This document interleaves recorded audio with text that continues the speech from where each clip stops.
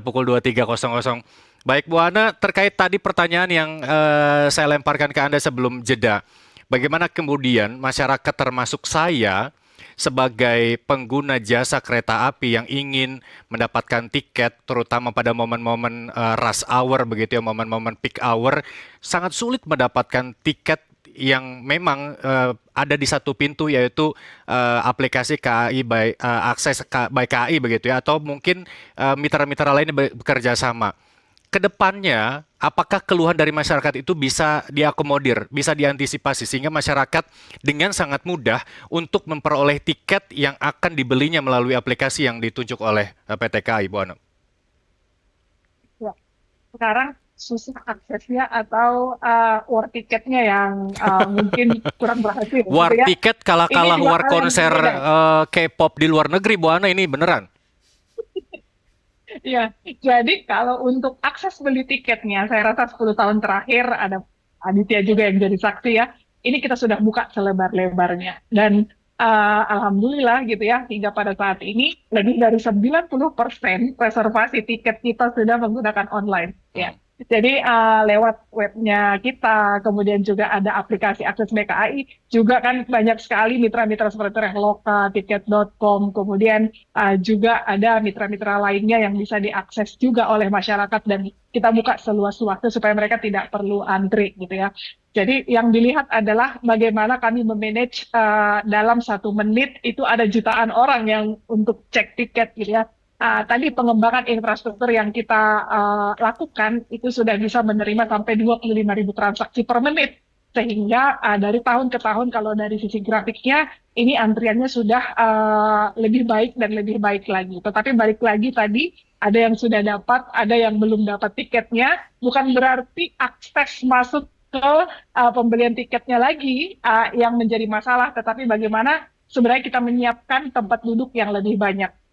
Saya tertarik tadi yang Pak Aditya sampaikan bahwa harus ada peran pemerintah untuk memberikan subsidi dan yang lain. Tetapi sudah 2 kali ya, Nataru kemudian juga Lebaran ini, pemerintah sudah menambah. Di luar kami reguler ada yang namanya tiket subsidi PSO yang diberikan oleh pemerintah melalui kereta ekonomi. Sekarang ekonomi komersil yang disiapkan oleh KAI itu disubsidi 30% oleh pemerintah dan KAI menyiapkan 1,2 juta seat lebih untuk pengguna kereta dalam mudik tahun 2026 ini. Dan juga selain itu, yaitu tadi pemerintah juga menugaskan kita sesuai arahannya harus ada juga yang supaya lebih terjangkau, kita buatlah kereta kerakyatan ini. Ini kan kalau PSO itu lebih dari 100 seat ya, ada 102 seat, yang ekonomi komersil kita itu 72 sampai 74 seat, tetapi untuk yang kereta kerakyatan ini adalah 90 seat tanpa harus adu dengkul, sudah hadap depan semuanya,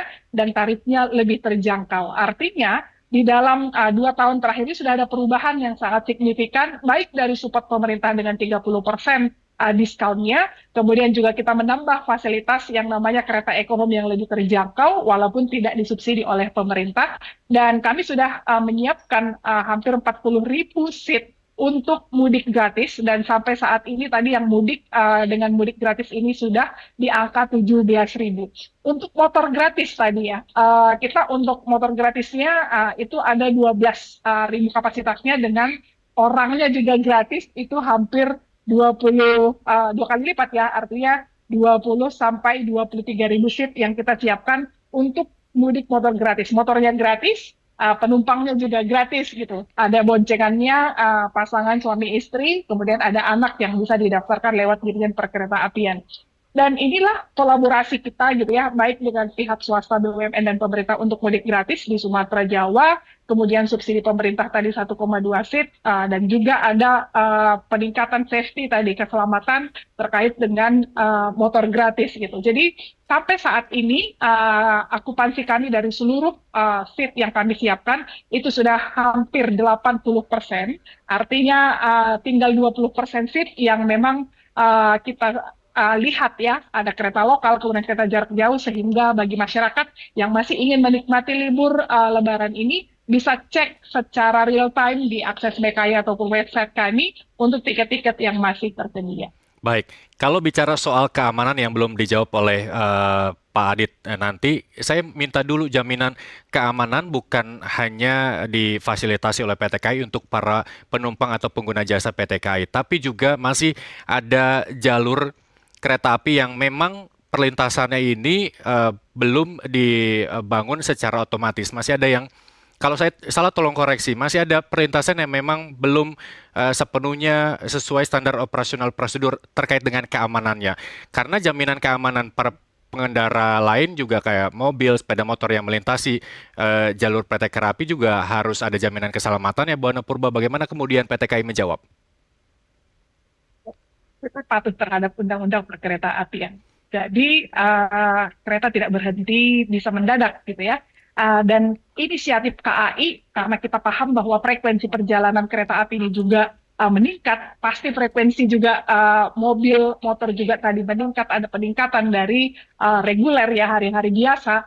Ini kita ada inisiatif, Mas. Jadi kita menyiapkan ada 4.000 petugas tambahan, baik itu di area-area rel kami, hampir 1.100 diantaranya adalah petugas-petugas yang kami siapkan di area perlintasan, khususnya perlintasan tidak ada penjaganya.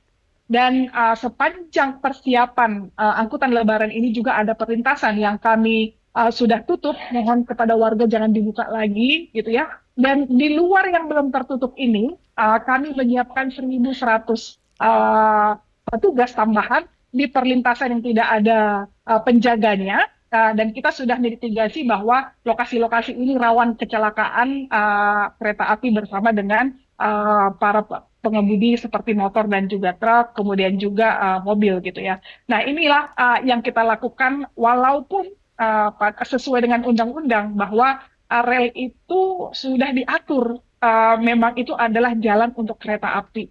Berhenti sebentar untuk tengok kiri kanan, patuhi aturan yang ada di perlintasan, dan juga ini perlu remind kepada kita semua bahwa kereta tidak bisa rem mendadak, dan kami memiliki inisiatif. Selain menutup perlintasan tadi, kami juga menempatkan 1.100 petugas tambahan di area-area perlintasan yang memang rawan kecelakaan dengan kereta api. Baik. Ini adalah jaminan keselamatan yang kami berikan kepada semua stakeholder ekosistem perkeretaapian, terutama pelanggan kami, awak kereta kami, dan juga masyarakat sekitarnya. Baik, terakhir Bu Ana Purba, untuk per hari ini 18 Maret 2026 masih ada beberapa keberangkatan baik dari Gambir maupun dari Stasiun Pasar Senen. Mungkin salah satunya kereta Progo ya, relasi Yogyakarta. Bagaimana kemudian PT KAI mengimbau para penumpang yang hendak menggunakan jasa kereta api agar selamat sampai tujuan di mudik 2026 ini? Kepada masyarakat pengguna kereta api, jangan buru-buru untuk sampai di stasiun karena kereta kita sangat tepat waktu sekali dan juga bisa memanfaatkan integrasi antar moda. Kereta-kereta yang keberangkatan Pasar Senen dan juga Gambir ini dipastikan diakses BKAI juga kami berhentikan. Ada yang kami berhentikan di Jatinegara, Bekasi, Cikarang, ini supaya akses masyarakat tidak perlu masuk ke Jakarta dulu gitu ya, yang dari Cikarang dan Bekasi, tetapi bisa juga naik di Bekasi dan Cikarang dan juga Jatinegara supaya lebih cepat ya, terintegrasi juga dengan KRL supaya kita tidak buru-buru datang ke stasiun. Kemudian jaga barang bawaan kita juga, dan anak-anak yang membawa anak-anak harus dalam kontrol kita supaya kita bisa selamat sampai di tujuan. Dan juga kami melayani 24 jam melalui kontak center 021 121, apapun permintaan ataupun bantuan yang bisa kami berikan, kami siap melayani 24 jam. Ingat, Lebaran kita juga tidak boleh menambah sampah di stasiun dan kereta, bawa tumbler, karena kami menyiapkan yang namanya water station di stasiun-stasiun kami untuk mengurangi yang namanya sampah, sehingga hindari minuman kemasan. Cukup bawa tumbler, kita menyiapkan ada water station yang bisa diakses unlimited oleh pelanggan-pelanggan kami. Ingat, download akses BKAI untuk memastikan perjalanan lebih nyaman dan utamakan keselamatan, dan salam hangat buat keluarga. Dan ingat juga, permudah masyarakat untuk memperoleh tiket, Bu Ana Purba. Siap. Baik, terima kasih VP Public Relation PT KAI Pusat Ana Purba telah bergabung bersama kami di Merah Putih. Selamat kembali bertugas, sampai jumpa. Baik, kita bicara soal tadi permintaan saya untuk Pak Adit membuka mata pemerintah lebar-lebar. Kalau dari kondisi Gilimanuk, pemerintah bilang kita akan tangani ya. Tapi saya tidak mau minta tangani, saya mau antisipasi. Seperti Indramayu, kalau udah ada kecelakaan pasti pemerintah bilangnya kita tangani. Tapi bukan antisipasi, Pak Adit. Iya Mas, seperti tadi saya sampaikan, pemerintah itu sekarang kan fokusnya sebetulnya lebih ke arah jalan tol karena kan memang volume penggunanya itu diarahkan untuk melalui jalan tol. Sebetulnya kalau kita mau berbagi kan jalan arteri dan jalan nasional itu juga memang tetap perlu diperhatikan. Justru tadi saya melihatnya concernnya dua hal. Pertama tadi masalah penerangan. Sebetulnya juga yang kedua adalah masalah jalan-jalan yang berlubang, Mas. Dan itu kalau pemeliharaan jalan di jalan tol itu lebih mudah tertangani karena memang ada operator jalan tolnya ya, Mas. Tapi kalau di jalan arteri, bisa itu jalan provinsi, jalan kabupaten, apapun jalan nasional, itu kan nanti tergantung kepada dinas PU dan kementerian PU. Nah itu kadangkala Mas, ini masalahnya juga ada masalah pencairan anggarannya juga, karena ini sudah pemerintah.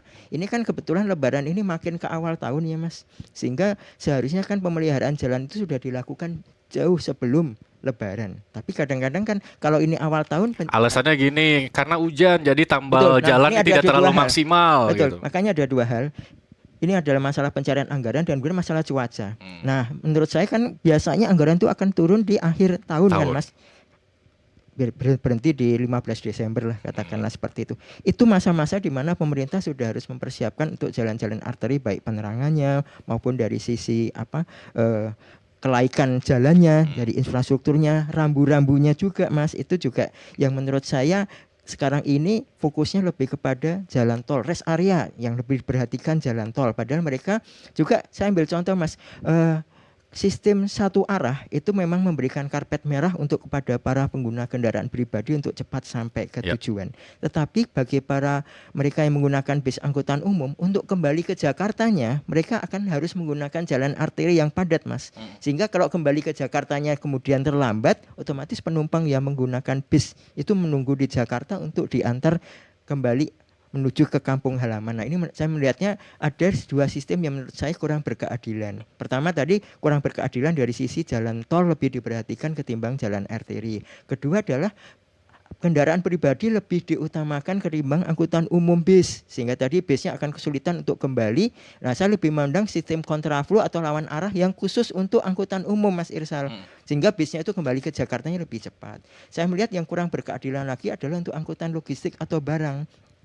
Memang ini terjadi anomali karena volume perjalanannya tinggi. Kalau volume perjalanannya tinggi maka memang harus ada gantian untuk menggunakan jalur. Tetapi kalau angkutan barang atau logistik itu dibatasi sampai dengan 16 hari, itu kan sebetulnya juga masa yang terlalu panjang. Sementara mereka juga sebetulnya punya hak juga untuk menggunakan fasilitas atau infrastruktur yang sama untuk dunia logistik dan industri. Sehingga kami melihatnya adalah itu diperlukan waktu yang pertama adalah pasti alasannya adalah karena banyak kecelakaan timbul dari truk yang lebih muatan atau itu. Berarti kan ada sistem pengawasan yang tidak jalan terhadap kelaikan sarananya, dimensinya, muatannya, termasuk juga kompetensi dan kesehatan pengemudinya, itu berarti tidak ada kontrol. Kedua adalah memang masih diperlukan shifting Mas Irsal.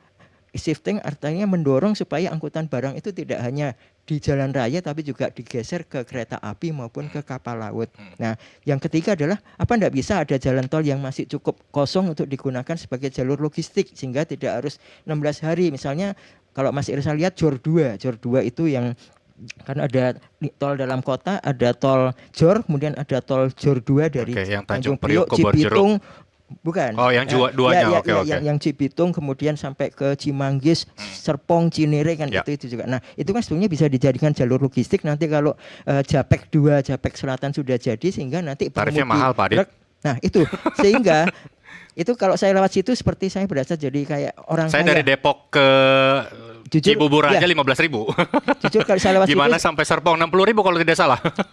Kalau lewat situ saya merasa jadi orang kaya Mas Irsal. Kenapa? Karena temannya sedikit. Jadi kayak orang-orang terpilih saja yang lewat. Ya sama nasibnya kayak becak kayu yang sangat mahal itu karena jadi penggunanya kagak ada. Saya pernah dari Cibitung mau ke Tangerang. Pilihannya adalah merah semua kalau lewat dalam kota, tapi 29.000 Mas. Tapi kalau ya udah konversi yang bensin konversi ke disarankan yang hijau. Yang hijau berapa saya cek? 127.000. Nah, artinya Mas, itu kan bisa juga kita menggunakan subsidi. Oke, angkutan logistik boleh lewat di situ, tetapi Ya. ada subsidi tarifnya khusus untuk angkutan truk sehingga mereka tetap bisa jalan, tidak kita tetap asas yang berkeadilan lah antara tol dengan arteri, angkutan umum dengan kendaraan pribadi, angkutan pribadi dengan logistik itu tetap disediakan infrastruktur yang berkeadilan. Oke, Saya kira baik. begitu. Bukan hanya tangani tapi antisipasi juga, Pak Hoeri. Kalau tadi Bu Ana Purba mengatakan bahwa kepadatan terurai karena ada kebijakan WFA dan WFH bagi PNS. Kalau Bali beda, karena besok ada Hari Raya Nyepi. Jadi mereka kejar-kejaran yang keluar dan yang masuk sebelum Nyepi itu berlangsung. Karena akan sulit aktivitas, karena akan dipantau oleh pecalang dan sebagainya. Sebenarnya, Pelabuhan Gilimanuk bisa mengantisipasi itu dari jauh-jauh hari sehingga kepadatan ataupun kemacetan tidak mengular puluhan kilometer, tapi jangan dijawab dulu. Kita harus break sejenak, pemirsa Merah Putih akan kembali sesaat lagi.